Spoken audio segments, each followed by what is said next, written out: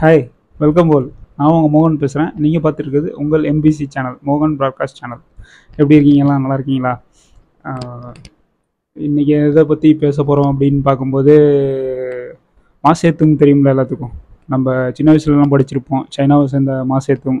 அவர் பார்த்திங்கன்னா ஒரு சைனாவில் பார்த்திங்கன்னா பீப்புள்ஸ் ரிப்பப்ளிக் ஆஃப் சைனா அப்படிங்கிற ஒரு பார்ட்டியோட leader.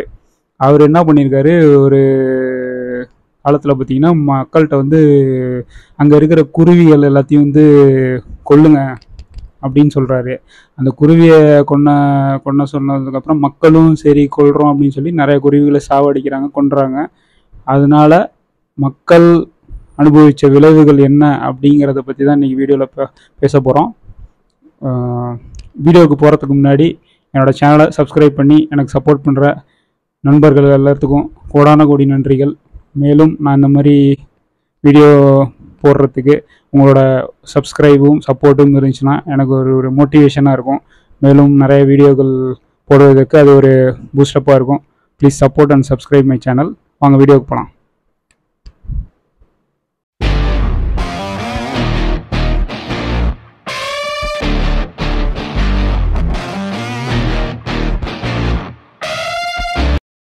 Once again welcome back to channel. 1958 மாசேத்துங்கிறவர் வந்து சைனாவோட மக்களோட நிறைய அவங்க லைஃப்பை வந்து மாடர்னைஸ் பண்ணும், அவங்க லைஃப்பை வந்து இம்ப்ரூவ் பண்ணும், எக்கனாமிக் வைஸில் டெவலப் பண்ணும் அப்படின்னு சொல்லிட்டு நிறைய ஆக்டிவிட்டீஸ் வந்து இது பண்ணார், ப்ரொமோட் பண்ணார்.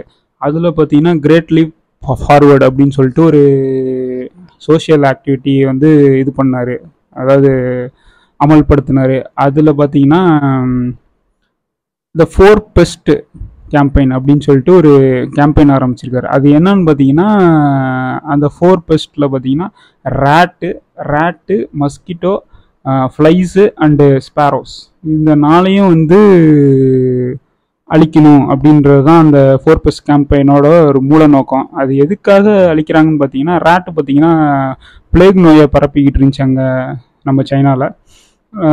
இந்த மஸ்கிட்டோ பார்த்திங்கன்னா அவங்க டெங்கு, மலேரியா அது மாதிரி பரப்பிக்கிட்டு இருந்துச்சு நோய்களை.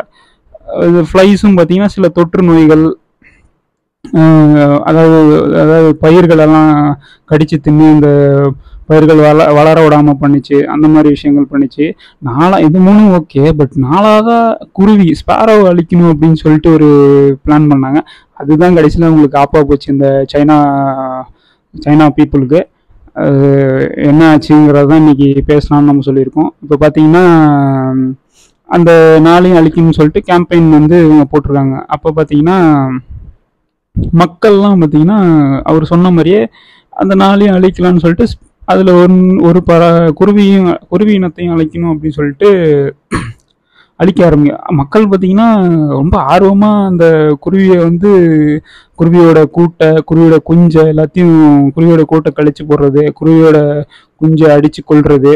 அதே மாதிரி இப்போ குருவியை வந்து நிறையா ட்ரம்ஸ் எல்லாம் அடித்து குருவி வந்து அந்த கூட்டுக்கே வர முடியாமல் பறந்து அது டயர்டாகி சாகிற அளவுக்கு அவங்க ட்ரம்ஸ் அடித்து குருவிகளை சாவடிச்சாங்க. இப்போ பார்க்க போனீங்கன்னா சைனாலே பார்த்தீங்கன்னா அந்த குருவி இனமே அழியக்கூடிய சுச்சுவேஷனுக்கு வந்து மக்கள் வந்து அந்த குருவிகளை வந்து அழிக்க ஆரம்பிச்சிட்டாங்க. கடைசியில் பார்த்தீங்கன்னா இந்த குருவி இனம் அழிஞ்சதுக்கப்புறம் வெட்டுக்கிளி வந்து நிறைய பரவிடுச்சு. இந்த வெட்டுக்கிளி பற்றி தெரியும் நமக்கு, அது எல்லாத்தையும் பயிர் எல்லாத்தையும் நாசமாக்கிறோம். இப்போ குருவியை அழிச்சதுக்கு காரணம் அது வந்து அந்த இதெல்லாம் இங்கே பயிர்களெல்லாம் இது கடிச்சு சாப்பிட்ருது அப்படின்னு சொல்லி தான் அழிச்சாங்க. கடைசியில் பார்த்தீங்கன்னா குருவி இனம் அழிஞ்சதுனால லோக்கஸ்ட் அப்படின்னு சொல்கிற வெட்டுக்கிளி வந்து ரொம்ப அதிகமாயிடுச்சு. அந்த வெட்டுக்கிளி பார்த்தீங்கன்னா கடைசியில் அந்த பயிரெலாம் கடிச்சு சாப்பிட ஆரம்பிச்சிடுச்சு. இதனால வந்து மக்கள்கிட்ட வந்து பஞ்சம் வந்து வந்துருச்சு. வழக்கம் போல் அந்த பயிரெல்லாம் நாசம் பண்ணதுனால அவங்களுக்கு சாப்பிட்றதுக்கே வழி இல்லை, பயிர்கள் வந்து அழிய ஆரம்பிச்சிருச்சு எல்லா பயிர்களும். அதனால் மக்கள் வந்து பஞ்சத்துக்கு தள்ளப்பட்டாங்க. அப்போ பார்த்திங்கன்னா மக்களில் பாதி பேர் பார்த்திங்கன்னா மக்களே அடித்து சாப்பிட்ற நிலமை வந்துருச்சு கடைசியில். இப்போ பார்த்திங்கன்னா ஒரு வீட்டில் எடுத்துக்கிட்டிங்கன்னா அந்த பெற்றோர்களே தன் குழந்தைகளை சாப்பிட்ற நிலைமைக்கு வந்துருச்சு. அதே மாதிரி குழந்தைகள் வந்து அவங்களோட பெற்றோரை சாப்பிட்ற அந்த மாதிரி நிலைமை வந்துருச்சு. கிட்டத்தட்ட 1000 பேருக்கு மேலே மர்டர் வேலை செய்ய ஆரம்பிச்சு, 1000 பேர்த்துக்கு மேலே மர்டர் வேலை செய்யப்பட்டார்கள். ஸோ இந்த மாதிரி நிலைமையே மோசமாகிடுச்சு. இதை பற்றி ஒரு ஜேர்னலிஸ்ட், சைனாவோட சேர்ந்த ஜேர்னலிஸ்ட் வந்து யாங் ஜிஷேங் அப்படின்னு சொல்கிறவர் வந்து அவரோட புக்கில், அவர் எழுதின புக்கில் பார்த்தீங்கன்னா 30 to 40 மில்லியன் மக்கள் வந்து இதனால் செத்து போயிட்டாங்க அப்படின்னு சொல்லி அவர் அந்த புக்கில், டாம்ஸ்டான் அப்படின்னு அவர் எழுதின ஒரு புக்கில் வந்து சொல்லியிருந்தாரு. அந்த புக்கே கடைசியில் பார்த்தீங்கன்னா சைனா பேன் பண்ணிடுச்சு. இப்போ 2008 2008 சம்வாட் அந்த இதில் பார்த்தீங்கன்னா சைனா வந்து இந்த புக்கை வந்து பப்ளிஷ் பண்ணக்கூடாது அப்படின்னு சொல்லி பேன் பண்ணிடுச்சு. அதாவது ஒரு ஒரு ஸ்பேரோவை அழிக்க போய் அந்த வெட்டுக்கிளி பூச்சிகள் அதிகமாகி பயிர்களை நாசம் பண்ணி கடைசியில் மக்கள் வந்து பஞ்சத்துக்கு தள்ளப்பட்டாங்க. இப்போ பார்த்தீங்கன்னா ஒரு எக்கோசிஸ்டத்தை வந்து நம்ம வந்து இந்த எக்கோசிஸ்டத்தில் பார்த்தீங்கன்னா ஒரு உயிரினமும் ஒரு ரோல் ப்ளே பண்ணும். அந்த உயிரினங்கள் பார்த்தீங்கன்னா ஒரு பர்பஸுக்காக தான் அந்த ஈகோசிஸ்டத்தில் இருக்கும். அதில் ஏதாவது ஒரு உயிரினத்தை வந்து நம்ம டிஸ்டர்ப் பண்ணோன்னா, இம்பேலன்ஸ் ஆச்சுன்னா அந்த ஈகோசிஸ்டம் ஃபுல்லுமே ஸ்பாயில் ஆகும். அதனால அதில் இருக்கிற ஈகோசிஸ்டத்தில் உள்ள அனைத்து உயிரினங்களுக்குமே அது பாதிப்பு அடையும். அதனால அது ரொம்ப எக்கோசிஸ்டம் மட்டும் பார்த்தீங்கன்னா அது ரொம்ப மோசமான ஒரு பிரச்சனையை கொண்டு வந்து விட்டுரும். ஒரு சைக்கிளில் ஒரு ப்ராப்ளம் ஆச்சுனாவே மோசமான ஒரு விளைவுகளை சந்திக்கிற மாதிரி ஆகிடும். இப்போ பார்த்தீங்கன்னா நம்ம நேச்சரை வந்து நம்ம வந்து துன்புறுத்தணும். அதாவது அது இருக்கிற மாதிரியே நேச்சர் இருந்துச்சுன்னா, நேச்சரை வந்து மாற்றணும் அப்படின்னு நம்ம நினச்சோம்னா கண்டிப்பாக அதோட விளைவுகளை நம்ம சந்திச்சு தான் ஆகணும்.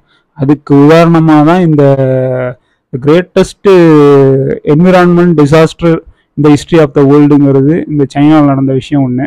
இப்போ நம்ம சொல்கிறோம் இது நம்ம வந்து மிருகங்கள் உள்ளார வருது, நம்ம வாழ்கிற இடத்துக்கு வருது அப்படின்னு. அதெல்லாம் கிடையவே கிடையாது. நம்ம வந்து அந்த மிருகங்கள் வாழ்கிற இடத்துல நம்ம போய் வீடு கட்டி, இப்போ யானை பார்த்தீங்கன்னா யானை ஊருக்குள்ளே வந்துருச்சு, அட்டகாசம் பண்ணுது, நாசம் பண்ணுது அப்படிங்கிறோம். கடைசியில் அதாவது யானை இருந்த இடத்துல தான் நம்ம வந்து வீடு கட்டி வாழ்கிறோம். அப்போ அது யானை எங்கே போகும்? ஸோ மனுஷன் வந்து பண்ணுற தப்பால் தான் மிருகங்களால் நம்ம தாக்கப்படுறோம். அது நம்ம புரிஞ்சிக்க மாட்டோம். அது தெரியாமல் நம்ம இல்லை மிருகங்கள் நம்ம ஊருக்குள்ளார வந்துருச்சு, நம்ம ஏன் நாசம் பண்ணிடுச்சு, காட்டை நாசம் பண்ணிடுச்சு, வீட்டை நாசம் பண்ணிடுச்சு அப்படிங்கிறோம்.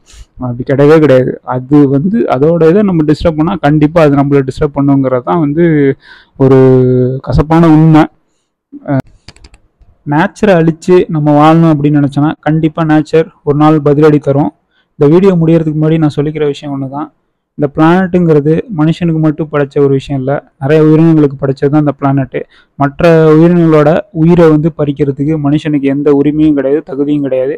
அது மனுஷன் புரிஞ்சுக்கணும். Keep com and save environment. மேலும் இந்த மாதிரி உலகத்தில் நடந்த விஷயங்களை பற்றி பேசுகிறதுக்கு என்னோட சேனலை please support and subscribe my channel. நாளைக்கு வேறு ஒரு வீடியோவில் சந்திக்கும் வரை உங்கள்கிட்ட விடைபெறுவது உங்கள் மோகன். நீங்கள் பார்த்து கொண்டிருப்பது உங்கள் MBC சேனல். தேங்க்யூ, பாய்.